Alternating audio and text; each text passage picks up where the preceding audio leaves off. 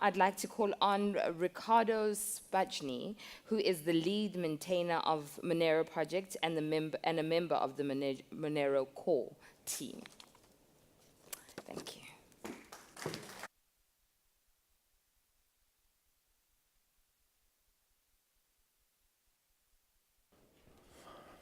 Hello. All right. Next. It works. So I'm going to talk a little bit about privacy today, which I know is entirely unexpected. I'm sure a lot of you were expecting me to do a stand-up comedy routine, but not today. And what I'm really going to talk about is how to analyze, how to critique, how to identify both good and bad projects in the privacy space. Obviously, the focus of this talk is largely on financial privacy, but a lot of the techniques and the suggestions and the things I'll say are useful for other privacy-enhancing projects, whether it is ways to enhance privacy in communication or elsewhere. As has been mentioned before, I am the lead maintainer of the Monero project. I'm also the co-founder of Tari Labs, which is one of the contributors to the Tari project. And I live in Plettenberg Bay, which is lovely. So, let's start. Let's start by talking about why privacy matters. And this is the part where we don't talk about tax evasion. The reason that privacy matters is because we live in a shifting landscape. So, we've got all these cool things that have been invented over the years. I mean, it started with cash and IOUs, and then we got checks. And I don't know if you remember, if you're old or older, going and paying with a check, and they had to put it in that little machine or in that little thing, and they had to, like, you know, make sure that they scratched on it so that it went through both copies. And then we got cards, and cards also had that little physical thing where they had to put the card slip on top and go chunk chunk. And we don't have that anymore because now we can tap and pay, which is really cool. Sometimes you have to hold your card there for slightly longer, and if you move it away too quickly, then the machine complains. And then we've got Apple Pay and Samsung Pay and Hawaii Pay, and every manufacturer now adds pay to their name, and therefore they have a payment system. And this is really cool because what we've gained from all of this is increased convenience. But then we have all the regulation, the KYC and the AML, because you could be using Apple Pay for something naughty. And so that has led to a decrease in privacy. And of course, most people don't care because as long as they can continue to play Farmville, they'll give all their data to anyone, no problem. But why does it matter? Why does financial privacy in particular matter? Financial privacy matters for a number of reasons. And it's not just for criminals, financial privacy is for everyone. So some of the reasons why you might want financial privacy is you don't necessarily want advertisements based on spending habits. So you don't want Google or Apple or whoever. I mean, Google's pretty bad. You don't want them knowing like what you're buying and then feeding you a stream of adverts. You'd rather they just monitor your browsing habits and do that instead. What about targeted crime against the wealthy? And by wealthy, we don't mean people who, you know, drive fast cars and have fancy watches, but we mean people who have any amount of money at all. If somebody knows that you have a certain amount of money and that you store it in this particular place so that you're going to the bank to withdraw a certain amount of cash, well, they're going to target you. Same goes for unintended leaking of sordid purchases. Do we really want everyone at the office knowing what we spend our money on? I don't think we do. Unwitting complicity in criminal acts, this is something that's quite unique to cryptocurrencies. Typically speaking, if you receive a 100 Rand note and it's previously been used in a drug deal, you don't care. You're probably just going to use it in the next drug deal, so that's fine. But with cryptocurrencies, what can happen is you can receive funds, so you can receive Bitcoin from, you know, someone that's paying you. And if that was used in a drug deal, like, you know, a few transactions back, now suddenly you could also be a drug dealer. And that's obviously not something that you want. I mean, unless you are a drug dealer, I don't know. Miner censorship based on recipient. So miners, again, in a cryptocurrency, in the cryptocurrency space, and this works for proof of stake stakers as well, are able to create blacklists. They're able to share blacklists. They're able to censor transactions based on who it's going to. So they might go, well, I don't want Riccardo to get paid, so I'm just going to blacklist his addresses. And obviously, you know, there's ways around this, but one of the best ways around this is for the miner not to know what's going on or who's getting paid. Revealing sensitive business relationships What about things like profit margins? What about revenue? These are all things that can leak, and it's why we need financial privacy, not just on an individual level, but on a business level as well. So what does this actually mean? I mean, if you really wanted to create a cryptocurrency that has financial privacy, how do you go about doing that? What are the pillars that you need? So I'm going to focus on 5 pillars that I think are essential for cryptocurrency privacy or for financial privacy in a digital currency. The first one is unlink ability. So unlink ability is you don't know where transactions are going to. You might be able to see the transaction on a blockchain, that's totally fine, but you shouldn't be able to identify the address, and through the address identify the person or the company or the organization. The next thing is untraceability. So you shouldn't be able to see where transactions are coming from.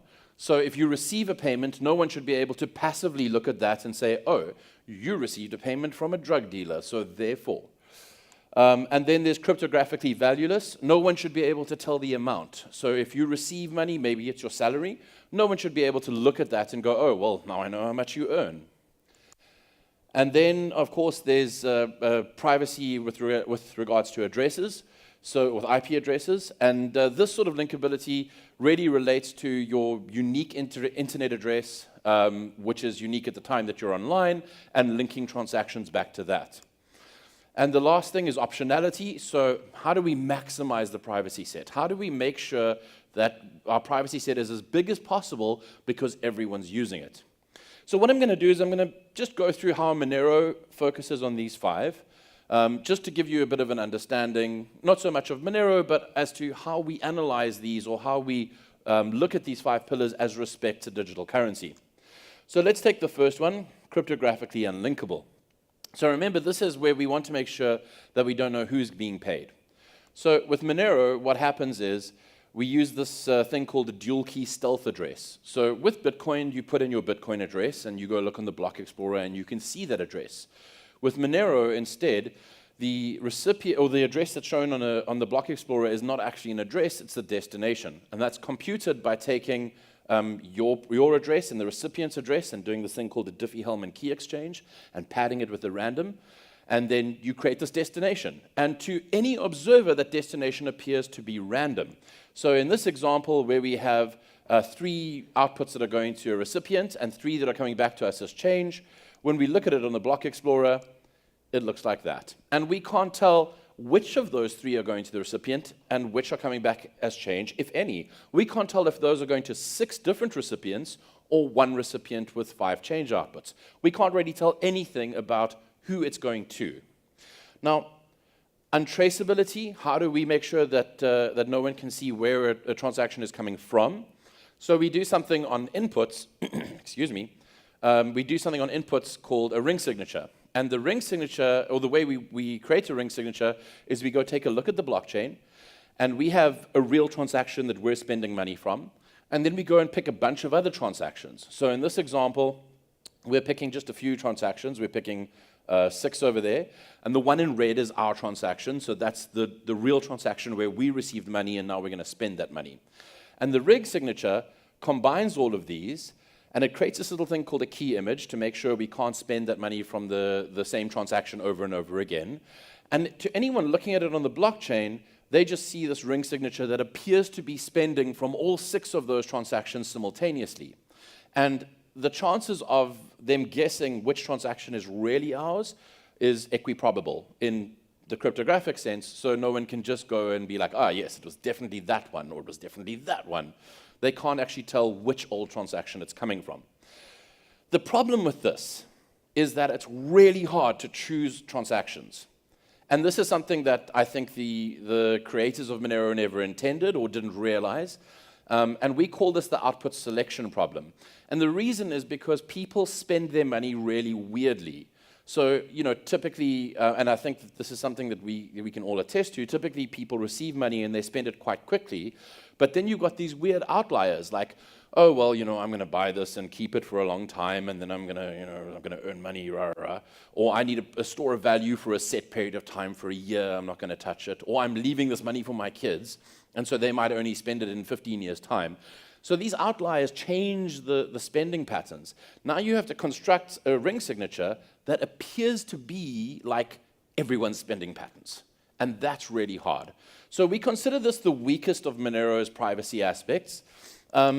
This is it's really, really hard to do, as I said. And there were multiple weaknesses that were discovered by the Monero Research Lab, which is this open group of researchers and academics and scientists. And they suggested a bunch of fixes to the vulnerabilities that they discovered in 2014, and the suggestions were in 2015. We made more distributions to try and favor recent transactions. And then we introduced this thing called RICCARDO, which I'll talk about next. And that really just was a game changer in terms of increasing the number of transactions that could be included in a ring signature. But really more work is required. So it's important to note that this is the weakest aspect of Monero's privacy. But we'll touch on why this is okay in a moment. Now, I said that I was going to tell you about RICCARDO. So RICCARDO is this cool thing based on Greg Maxwell's confidential transactions. Greg Maxwell's a Bitcoin core developer, and he created this thing called confidential transactions. And what it does is it hides the transaction amount. And instead of the transaction amount, it uses something called a range proof, or a commitment, and then the range proof. So the commitment is basically like a cryptographic thing that says, I know the value, but I'm not telling you what it is. And the cool thing with the commitment is that you can do arithmetic with the commitments. So you can take a bunch of commitments that add up to a value without knowing what the value is, and take another bunch of commitments that add up to the same value, again, without knowing what the value is, subtract all of them and end up with 0. The trick here is, or the issue cryptographically, is that you need to make sure that no one can create money out of thin air. And in order to do that, you need to make sure that these cryptographic commitments are positive numbers. And so, hence the range proof. And range proofs are these really big, complicated mathematical proofs that prove that the number is positive. It's between 0 and some large number. So basically what happens is we then create this ring signature, or a special type of ring signature, which is a RICCARDO ring signature, which signs the difference between the inputs and outputs, proving that we haven't created money out of thin air. Okay, and that's the end of that slide. So basically what you end up with is that you can't see the values. You can see the commitments, and you can see the range proofs, but you can't deduce what those values actually are unless you go and beat the person over the head with a hammer, and he tells you. Now, being passively hidden is very important as well. So why do we care about being passively hidden? Well, Bitcoin and Monero and other cryptocurrencies are decentralized. And the way that they work in terms of what they look like on the internet is that you've got a bunch of people running nodes. And a node is just a piece of software you run on a computer. So you can imagine over here, we've got 4 nodes running on this little hypothetical network, and my node is the one in green. And those nodes can be scattered all over the world. The one in green is obviously in Plettenberg Bay, and the other 3 are scattered all over. That one could be in Iran, and that one could be in Russia, and that one could be in Kazakhstan. Doesn't matter where they are. On the internet, they're all connected, and they're connected not each to each other, but like in its entirety, but just to peers, so just to a subset of them. So what happens is when you broadcast a transaction, and broadcasting a transaction is the thing that you need to do to send the transaction so that miners can pick it up and mine it, is you broadcast it to your peers. Now, in this scenario, we have a bunch of naughty logging nodes, and those logging nodes are also sitting on the internet, and they're going, okay, this particular transaction I first saw from this green node in Plettenberg Bay, and so therefore, because I saw it first before any of the other logging nodes saw it, we can deduce that that was the point of origin within some statistical variance. And this is a thing that happens. There are legitimately third parties and nation states and so on that are currently running networks on top of, or within Bitcoin and within Monero and within other cryptocurrencies, purely for the purpose of trying to figure out what is the point of origin of a transaction so that they have additional metadata and information. And that's obviously not ideal. So the way Monero solves this is by running something called an overlay network. And an overlay network can be done via something like Tor or I2P, which are privacy-enhancing communications networks that sit on top of the normal internet. And so then what happens is when you broadcast transactions, instead of broadcasting it on the normal internet where all of these logging nodes can figure out your real IP address, you broadcast it on the overlay network, and then by the time the logging node gets it, even if the logging node is the first one to receive it, all it gets is your address on this overlay network, which is like a .onion address or a .I2P address, and doesn't actually map back to your real-world IP address. The upshot of which is that you're hiding where the transaction is originating from. The last thing that we focus on is optionality. Now, why do we care about optionality? Whoa, that went way too fast. Let's go back there. The reason that we care about optionality is that,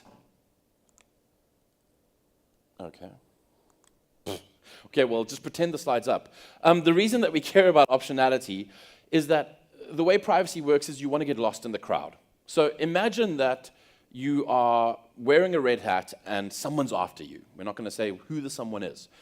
And you're walking through the waterfront and you're wearing the red hat, but the waterfront's largely empty. Well, it's going to be pretty easy for someone to pick up the dude wearing a red hat. But on the other hand, if you are in a group of people wearing red hats, like say at a Donald Trump rally, then it'll be a little bit harder. They'll be like, the guy in the red hat, oh, there's so many of them, I don't know which one it is anymore. So that's why optionality becomes really important. So imagine a digital currency where privacy is optional. It's an add-on, it's this bolt-on extra. That seems really cool because, oh yes, we want to be able to, also do things that are traceable for whatever, regulatory reasons, or to prove that we made a certain transaction. Great. The problem with having optionality is that then your total privacy set, the total number of people that are part of the crowd that you're getting lost in, is just the subset of people that are using the privacy features. And so even if the magical cloud of privacy is the best privacy technology that's ever existed, it doesn't matter. You're still only getting lost in a crowd of 100 people or 50 people or 10 people. So what Monero and some other currencies do is they get rid of the optionality and they say it's private by default. You have to use the privacy enhancing stuff. What you can do is after you've made a private transaction, go and reveal the details. And you can do this in a number of ways. You can post the details of the transaction on Facebook if you really feel like that. Or you can do so in a cryptographically sound way. So Monero has something called a view key. And you can go and reveal that view key to a third party or to like an auditor or SARS. Or you can take that view key and if, let's say you're a charity, you could publish that view key and then people could go and confirm, well, yes, as a charity, you did indeed receive the funds that you're claiming you received. And, no one's skimmed off the top by claiming to have received less. It's not perfect, obviously. People can still find ways to cheat the system, but at least from a cryptographic perspective, that gives you the maximal privacy set while still providing some degree of optionality. So you can, have regulatory approval if the government says, no, please give us your view key or whatever.